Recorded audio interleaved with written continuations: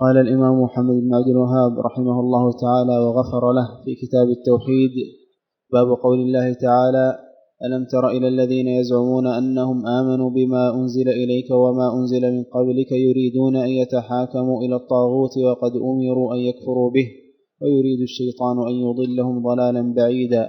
الآيات. إن الحمد لله نحمده ونستعينه ونستغفره ونعوذ بالله من شرور أنفسنا ومن سيئات أعمالنا، من يهده الله فلا مضل له ومن يضلل فلا هادي له، وأشهد أن لا إله إلا الله وحده لا شريك له، وأشهد أن نبينا محمدا عبده ورسوله صلى الله عليه وعلى آله وأصحابه وسلم تسليما كثيرا. أما بعد، فهذا الباب الذي عقده المؤلف رحمه الله بعد الباب الذي سبقه كان منه ترتيب حسن من المؤلف رحمه الله، حيث إن بين البابين علاقة، وذلك أن المؤلف رحمه الله أراد أن يبين حقيقة الكفر بالطاغوت. والطاغوت كما مر بنا في دروس سابقة أصح تعريف له هو تعريف ابن القيم رحمه الله: كل ما تجاوز به العبد حده من معبود أو متبوع أو مطاع. أما المعبود فمضى الكلام عما يتعلق به في الأبواب المتقدمة، وأما المتبوع والمطاع فأراد المؤلف رحمه الله أن ينبه إلى ما يتعلق بهما في هذين البابين، وذلك أن تجاوز العبد بأحد حده يكون اتخاذا للطاغوت من هذه الجهات الثلاث: أن يجعله معبودا أو متبوعا أو مطاعا تجاوز به الحد الواجب شرعا. وكل واحد من هذه الأمور الثلاثة فيه تفصيل، هذا تعريف عام لكن ثمة تفصيل. أما المعبود فلا شك أن كل عبادة لغير الله فهي تجاوز للحد، لكن علمنا أن إطلاق وصف الطاغوت على المعبود لا يكون إلا في حالتين: الأولى حالة الرضا بالعبادة، يعبد وهو راض، والحالة الثانية حالة الترشح، يترشح للعبادة ويرى أنه أهل لها وإن لم يعبد، ففي هذه الحالة نقول إن هذا طاغوت. أيضا في حالة ما إذا كان المعبود ليس له إرادة كالأشجار والأحجار والأصنام فإنها تسمى طواغيت. وأما الحالة الثالثة فهي أن يعبد المعبود دون الله جل وعلا وهو غير راض، كعيسى عليه السلام والملائكة والجن المسلمين والأولياء الصالحين وما إلى ذلك، فهذا لا يسمى المعبود في هذه الحال طاغوتا، إنما يقال إن العابد اتخذ طاغوتا مع الله. أما المعبود فلا يسمى طاغوتا في هذه الحال.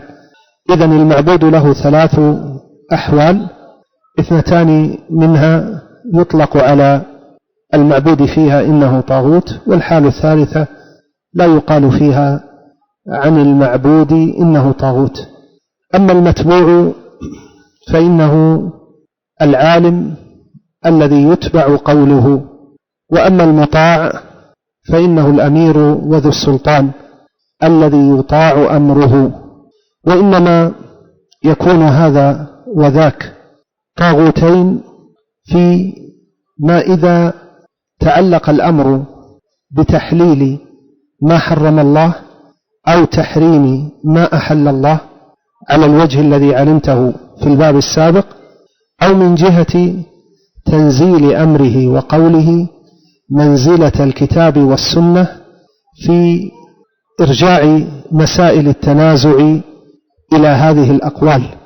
إذن هاتان حالتان يكون فيها المتبوع أو المطاع طاغوتا إذا أحل ما حرم الله أو حرم ما أحل الله، أو جعل قوله وحكمه مرجوعا إليه بمنزلة الكتاب والسنة اللذين يحكم بهما وواجب أن يحكم بهما، على تفصيل في هذا إن شاء الله سيأتي.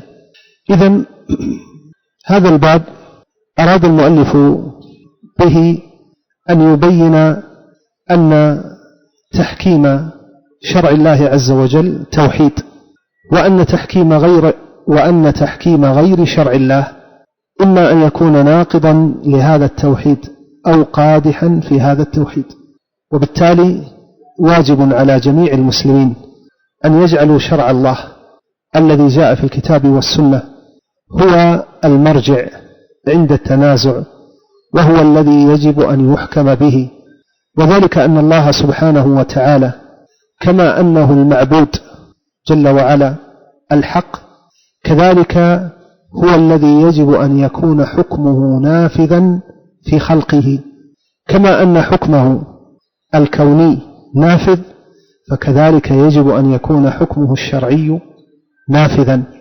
الله جل وعلا هو الحكم وإليه الحكم، كما قال النبي صلى الله عليه وسلم فيما خرج أبو داود وغيره: إن الله هو الحكم وإليه الحكم. فالحكم يجب أن يكون لله تبارك وتعالى، ولا يجب أن يكون لغيره حكم، إن الحكم إلا لله، أفغير الله أبتغي حكما أليس الله بأحكم الحاكمين. إذن الحكم يجب أن يكون لله، كما أن الطاعة وقد علمنا ذلك يجب أن تكون لله سبحانه وتعالى.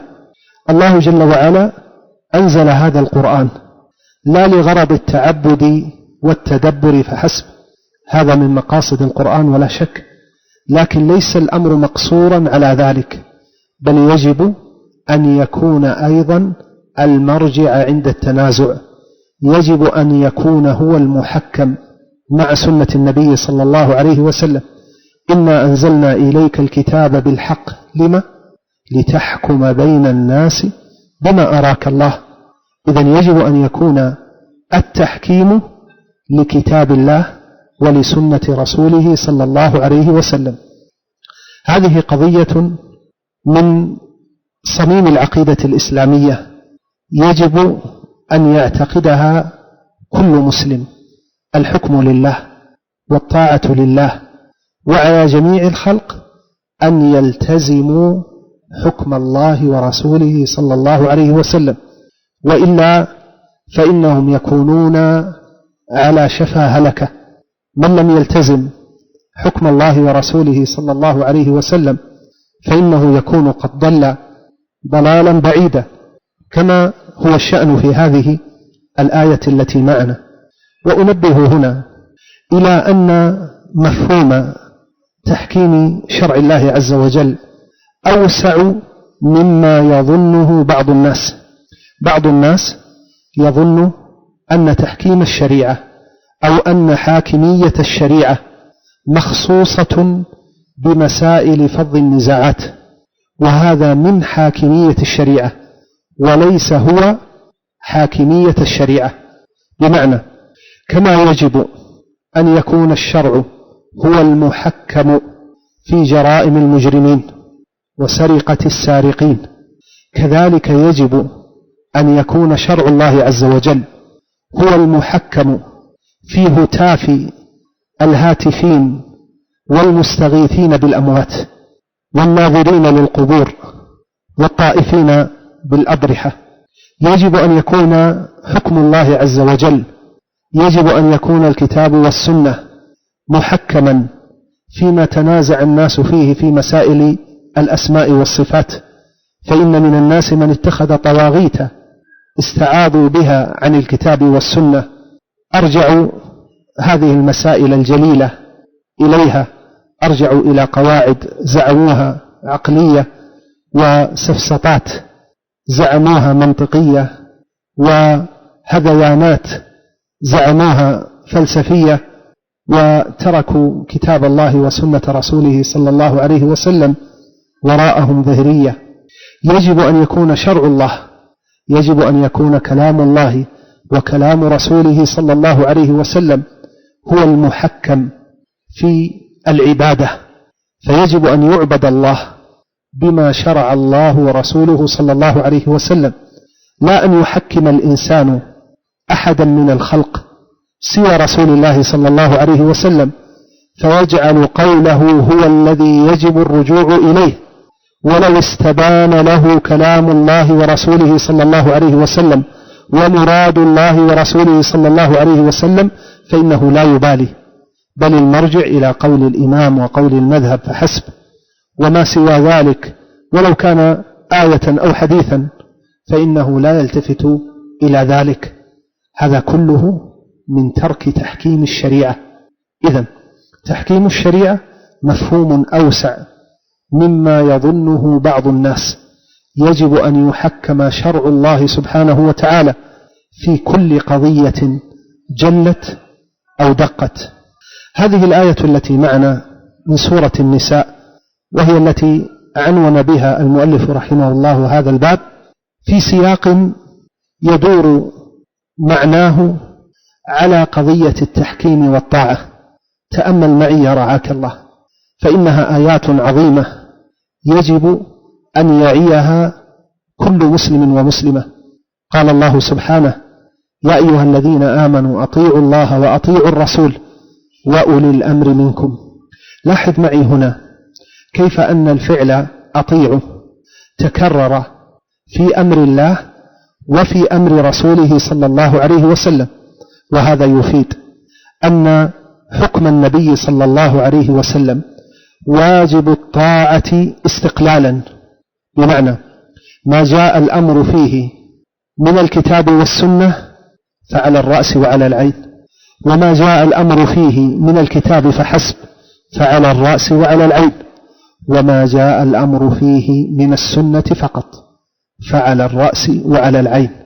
فلا فرق عندنا معشر المسلمين بين أن يثبت الحكم بآية وحديث أو آية أو حديث، كل ذلك مقبول وكل ذلك واجب الطاعة والاتباع، بخلاف قول بعض الضالين الذين يزعمون أنهم قرآنيون والحق أنهم كافرون بالقرآن مكذبون لكتاب الله، حينما يزعمون أنهم لا يأخذون إلا بالقرآن، وأما من فرد به شيء من سنة النبي صلى الله عليه وسلم فإنه لا يلتفت إليه ولا يرجع إليه. ولا شك أن هذا المذهب مكذب لكتاب الله وكفر بالكتاب والسنة. ثم قال: وأولي الأمر منكم. ولاحظها هنا أنه لم يعد الفعل أطيعه، ذلك أن أولي الأمر، والتحقيق في هذه الآية أن أولي الأمر هذه الكلمة تجمع صنفين: الأمراء والعلماء. قال: وأولي الأمر منكم، ولم يعد الفعل أطيعوا، ليبين لك أن طاعة أولي الأمر ليست طاعة مستقلة، بل يجب أن تكون تابعة للكتاب والسنة. وبالتالي فكل حكم لولي أميرا أو سلطانا أو عالما فإنه لا يقبل إذا كان مضادا للكتاب والسنة. قال النبي صلى الله عليه وسلم: إنما الطاعة في المعروف، فطاعة أولياء الأمر لا يجوز أن تكون نافذة في معصية الله سبحانه وتعالى. قال النبي صلى الله عليه وسلم: على المرء المسلم السمع والطاعة فيما أحب وكره ما لم يؤمر بمعصية، فإن أمر بمعصية فلا سمع ولا طاعة. يا أيها الذين آمنوا أطيعوا الله وأطيعوا الرسول وأولي الأمر منكم، فإن تنازعتم في شيء فردوه إلى الله والرسول. إذن هذا هو الذي يجب من كل مؤمن بالله ورسوله صلى الله عليه وسلم، أن يرد التنازع ومواضع التنازع وأحوال التنازع إلى الكتاب والسنة. وقد أجمع العلماء على أن الرد إلى الله هو الرد إلى كتابه، وأن الرد إلى رسوله صلى الله عليه وسلم بعد وفاته هو الرد إلى سنته. هذه هي زبدة الإيمان وحقيقته في هذا الباب، أن يكون المحكم وأن يكون المرجع في مواضع التنازع إلى كتاب الله وسنة رسوله صلى الله عليه وسلم في كل قضية صغيرة أو كبيرة. وإننا لنشهد الله على أن كل أمر من الأمور، سواء تعلق بأمر الدين أو الدنيا، سواء تعلق بكبار المسائل أو صغارها، سواء تعلق بأمور الاقتصاد أو الحدود أو أحوال الأسرة وأحكامها وما شاكل ذلك، كل ذلك له حكم في الكتاب والسنة قطعا، إما أن يكون فيه حكم في دليل خاص، أو أن يكون له حكم في دليل عام، أو أن يكون حكمه راجعا إلى قاعدة شرعية أو مقصد شرعي. مستحيل، وهذا مما يجب أن يجزم به. يستحيل أن يكون شيء من الأشياء خاليا عن حكم الله ورسوله صلى الله عليه وسلم، هذا من أبعد المحالات. كل المسائل والقضايا والأمور والنزاعات وغير النزاعات لله ورسوله صلى الله عليه وسلم فيها حكم، والشريعة تستوعب هذه الأمور مهما استجدت المستجدات. لكن طبيب ذلك العالم الرباني الذي يعرف كيف ينزل المسائل على أدلتها بحيث يحسن تحقيق المناط، والبلية حينما يتولى ذلك من ليس لذلك أهلا. قال: فإن تنازعتم في شيء فردوه إلى الله والرسول إن كنتم تؤمنون بالله واليوم الآخر. ما أعظم هذه الجملة، لأنها دلت على أن هذا التحكيم شرط في الإيمان، وقد علمتم أن الشرط ما يلزم من عدمه العدم. إذن من لم يلتزم حكمية الله ورد التنازع إلى الله والرسول صلى الله عليه وسلم فإنه يكون قد انطبق عليه هذا الحكم، لم يكن مؤمنا بالله واليوم الآخر، لم يكن مؤمنا بالله ورسوله صلى الله عليه وسلم. قال سبحانه: ذلك خير وأحسن تأويلا. ثم جاء موضع الشاهد: ألم تر إلى الذين يزعمون أنهم آمنوا بما أنزل إليك وما أنزل من قبلك يريدون أن يتحاكموا إلى الطاغوت وقد أمروا أن يكفروا به ويريد الشيطان أن يضلهم ضلالا بعيدا. لاحظ إلى هذا الأسلوب الحسن، قال: ألم تر إلى الذين يزعمون. هذا في اللغة يسمى أسلوب تعجيب، أعجب بمن هذه حاله. انظر إلى هؤلاء يزعمون أنهم آمنوا بما أنزل إليك وما أنزل من قبلك. والزعم كلمة من مثلث اللغة، يقال زعم وزعم وزعم، والأكثر زعم. الزعم في اللغة قد يأتي، وهذا الأكثر، بمعنى القول الكاذب. هذا زعم أو زعم فلان، يعني هذا كذب.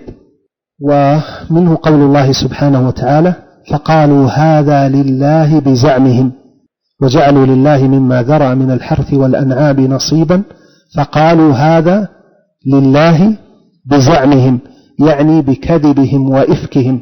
هذا هو الأكثر. وقد يستعمل فيما هو أرفع شأنا من هذا، وهو في القول الذي تحوم حوله الشكوك، أمر مشكوك فيه، يقال زعم فلان كذا، هو لم يجزم بكذبه لكن الأمر ماذا؟ مشكوك فيه. وقد يستعمل هذه الكلمة فيما هو أرفع من ذلك، وهو القول الذي تحال فيه العهدة إلى قائله. وهذا واقع أيضا في كلام أهل اللغة. وقد أكثر سيبويه رحمه الله في كتابه الكتاب من هذه الجملة، فإنه يقول: زعم الخليل كذا، زعم الخليل كذا، فهو يريد أنه قول ليس كذبا، إنما هو قول نحيل عهدته على قائله. وقد يستعمل في ما هو أرفع من ذلك، وهو القول الحق. ويشهد لهذا ما جاء في صحيح مسلم من قصة الأعرابي الذي جاء إلى النبي صلى الله عليه وسلم، وكان فيما قال: إنه أتانا رسولك فزعم أنك تزعم أن الله أرسلك. هذا قول الرسول، أن النبي صلى الله عليه وسلم يزعم أن الله أرسله، فهذا الزعم ماذا؟ قول حق. قد تستعمل هذه الكلمة في القول الحق. الشاهد أن هذا القول الذي نسبه الله سبحانه وتعالى إلى هؤلاء المنافقين، وطائفة من المفسرين نقلوا الإجماع على أن المقصود في هذه الآية إنما هم المنافقون. ألم تر إلى الذين يزعمون، والزعم ها هنا هو القول الكاذب. هم يقولون قولا لم يصدقوا فيه، يزعمون أنهم يؤمنون بما أنزل إليك وما أنزل من قبلك. ومعلوم أن الإيمان بالكتب من أركان الإيمان، وأن من كذب بكتاب واحد مما أنزله الله جل وعلا فلا شك أنه كافر بالله سبحانه وتعالى غير مسلم. وميزة ما أنزل الله على نبيه صلى الله عليه وسلم على بقية الكتب إنما هو الاتباع. أما بقية الكتب فيؤمن بها ويصدق بها، لكن لا يعمل بها ولا تتبع. الاتباع والعمل أمر خاص بما أنزل على النبي صلى الله عليه وسلم، وهذا في حقنا معشر أمة محمد صلى الله عليه وسلم. قال الله جل وعلا: يريدون أن يتحاكموا إلى الطاغوت وقد أمروا أن يكفروا به. انتبه هنا إلى هذه الكلمة المهمة: يريدون أن يتحاكموا إلى الطاغوت. الطاغوت في مجال التنازع هو كل ما جعل عديلا للكتاب والسنة، بمعنى أنه ينزل منزلة الكتاب والسنة في الرجوع إليه ووجوب الإذعان إلى حكمه. ما كان كذلك فإنه طاغوت، سواء سمي قانونا أو دستورا أو سوالف بادية أو ما شاكل ذلك. كل ما نزل منزلة القرآن والسنة في وجوب الرجوع إليه أصبح بمثابة القرآن والسنة، منزل منزلة القرآن والسنة، فإنه طاغوت.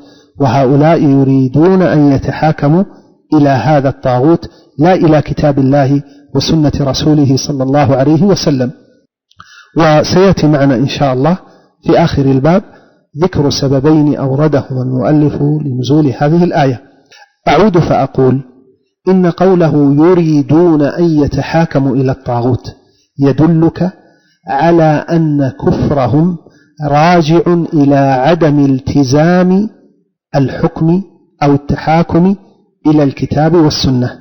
انتبه، هذه مسألة مهمة. إذن القوم أعني المنافقين كان الخلل عندهم أنهم يريدون، عندهم رغبة وعندهم انشراح صدر، وهذا يدل دلالة بينة على أنهم لم يلتزموا حكم الله ورسوله صلى الله عليه وسلم. وعدم التزام حكم الكتاب والسنة يثمر التحاكم إلى غير الكتاب والسنة، وهذا أوان تفصيل هذه المسألة. التحاكم، ولاحظ أنني أقول التحاكم، هذه مسألة تختلف عن مسألة الحكم. إذن عندنا مسألتان: مسألة تحاكم ومسألة حكم. نحن نبحث الآن في التحاكم.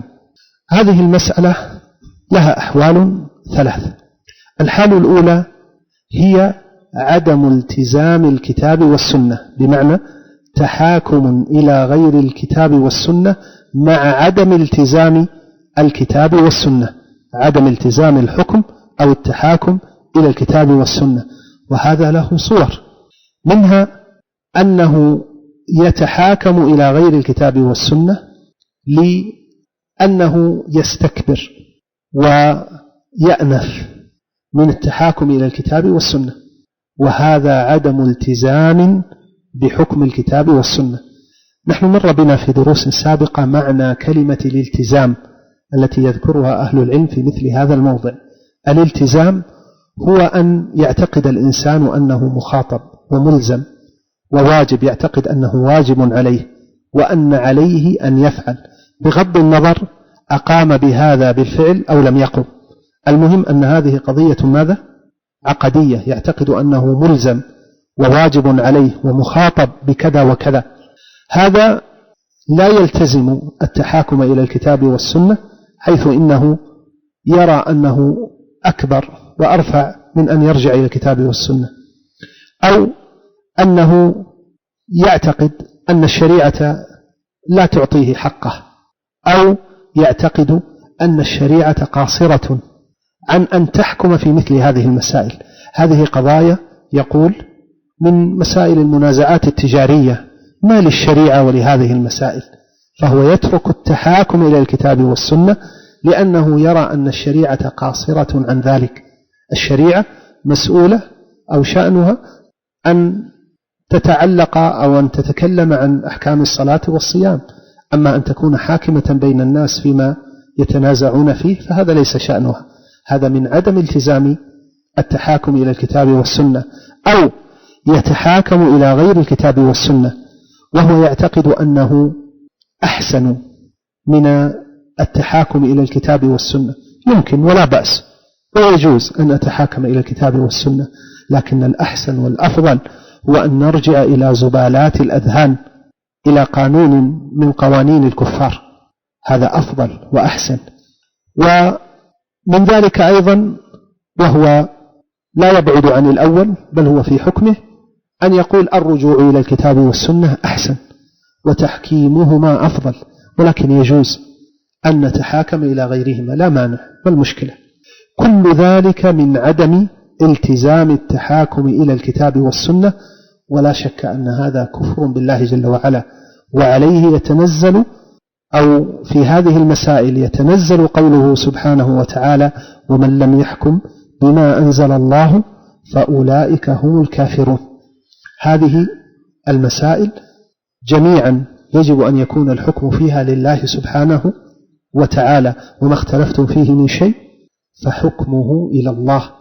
الحالة الثانية أن يكون ملتزما بالتحاكم إلى الكتاب والسنة، ولكنه يتحاكم إلى غيرهما لشهوة أو لسبب أو لآخر، يعتقد وجوب ولزوم أن يتحاكم إلى الكتاب والسنة، لكنه يتحاكم إلى القوانين الوضعية مثلا لأنه يرى أنها سوف تحكم له بأكثر مما تحكم له به الشريعة، فطمحت نفسه إلى هذا العرض الزائل من الدنيا، مع اعتقاده أنه عاص لله جل وعلا وأنه يخالف الواجب عليه، فنقول هذا له حكم غيره من العصاة.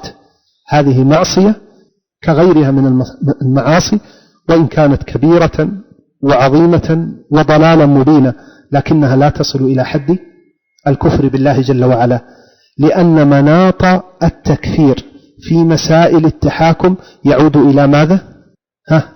عدم التزام التحاكم إلى الكتاب والسنة. انتبه، هذا منزلق ربما يخطئ فيه من يخطئ فيقع في هوة التكفير بغير وجه حق، تنبه إلى هذا الأمر.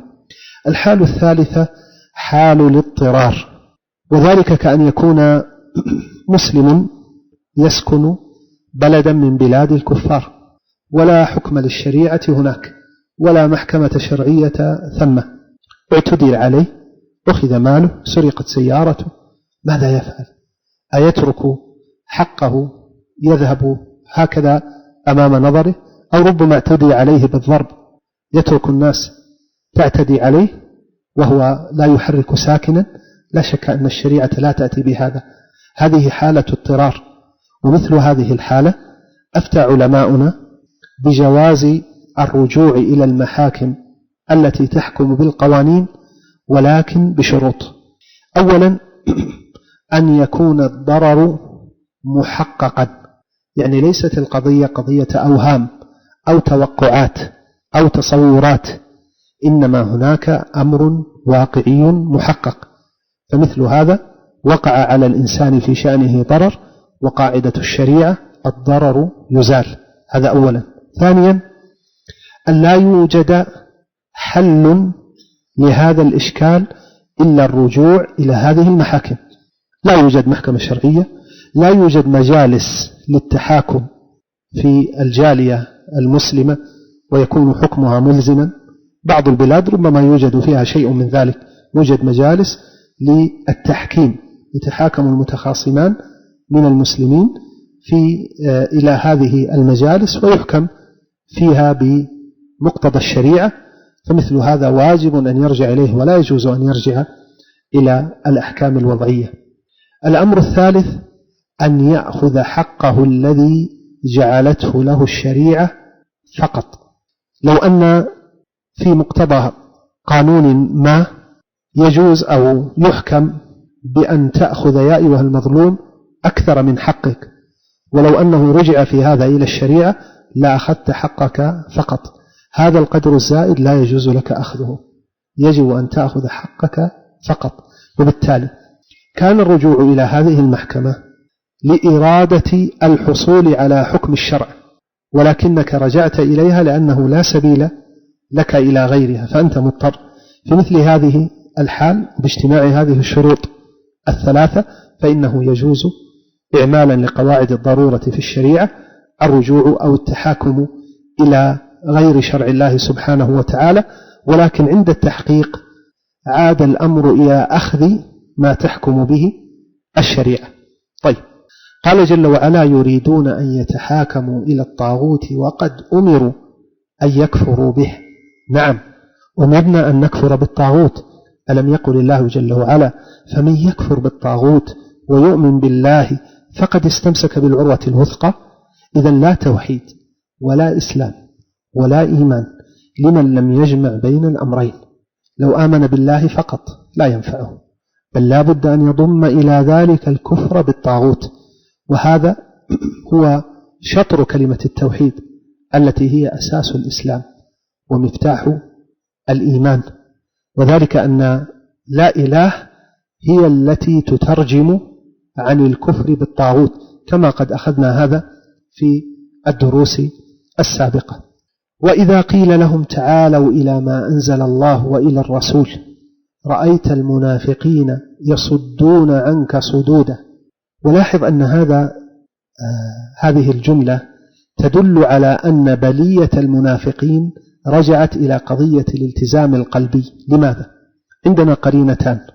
القرينة الأولى في قوله تعالى رأيت المنافقين يصدون عنك صدودا، والصد إعراض يشوبه في الغالب استكبار.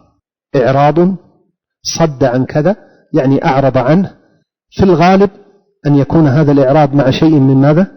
من الاستكبار. فالقوم أتوا من جهة أمر قلبي عقدي. والقرينة الثانية قوله تعالى بعد ذلك أولئك الذين يعلم الله ما في قلوبهم. إذن الأمر رجع إلى شيء ماذا؟ أمر في القلب، وليس راجعا إلى أمر في العمل، إنما هو إلى أمر في القلب. وإذا قيل لهم تعالوا إلى ما أنزل الله وإلى الرسول رأيت المنافقين يصدون عنك صدودا. فكيف إذا أصابتهم مصيبة بما قدمت أيديهم ثم جاءوك يحلفون بالله إن أردنا إلا إحسانا وتوفيقا. سبحان الله، كل أحد يمكن أن يدعي أنه مصلح وأنه يريد الخير ويريد الإحسان ويريد الإصلاح، حتى المنافقون أساس الشر والبلاء إن أردنا إلا إحسانا وتوفيقا.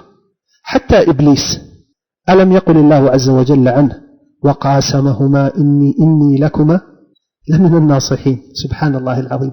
حتى فرعون أكبر الطغاة على الإطلاق يقول وما أهديكم إلا سبيل الرشاد. إذن ليس كل من ادعى أنه مصلح وأنه يريد الخير، ليس كل من ادعى ذلك يكون صادقا، فشر الناس ادعوا هذا. إذن العبرة أن يعرض القول على المحك والميزان الذي توزن به الأشياء والأقوال، وهو كلام الله ورسوله صلى الله عليه وسلم.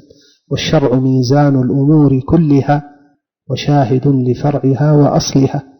فكيف إذا أصابتهم مصيبة بما قدمت أيديهم ثم جاءوك يحلفون بالله إن أردنا إلا إحسانا وتوفيقا أولئك الذين يعلم الله ما في قلوبهم فأعرض عنهم وعظهم وقل لهم في أنفسهم قولا بليغا وما أرسلنا من رسول إلا ليطاع بإذن الله.